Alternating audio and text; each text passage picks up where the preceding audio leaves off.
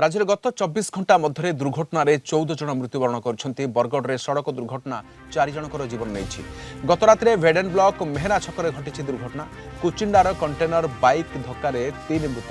जमनकीरा थाना NH 53 पिठामरेन दुर्घटनाग्रस्त। बांसपाड़ truck सहित बाइक धक्का बाप पुओंकर मृत्यु होईछि।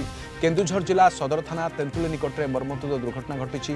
बणाई ट्रक पछरे धक्का दे 2 बाइक आरोही मृत। बारंग बलांगीर और पोलोसरा जड़े लेखाएं मृत्युवरण कर। विकास महापात्र सड़क सुरक्षा विशेषज्ञ आम सहित अच्छा। सर आपको स्वागत करुच्चे आलोचना को।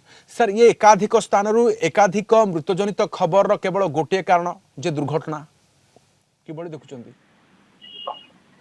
देखु आम राज्य में सड़क दुर्घटना प्रति वर्ष बढ़ुची। गत वर्ष 2012 जहाँ स्टाटिस्टिक आसी 2024 पाखापाखि 12,375 दुर्घटना घटी 6,142 जन लोक प्राणहानि घटी।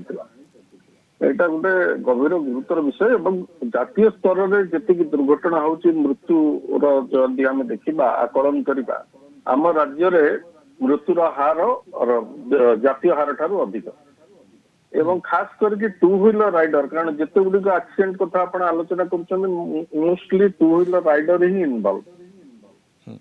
आम राज्य में सबुठारु अधिक संख्यार दुर्घटना इनवल्व होती टू व्हीलर राइडर। अनेक समय देखो गाड़ी ठुआ है पछपटू टू व्हीलर धक्का कर। तेणु ये जदि आम देखा टू व्हीलर मानकर सेफ्टी जो भली भाव में मैंडेटोरी हेलमेट पिंधा बहुत समय देखा बिना हेलमेट लोक जावास कर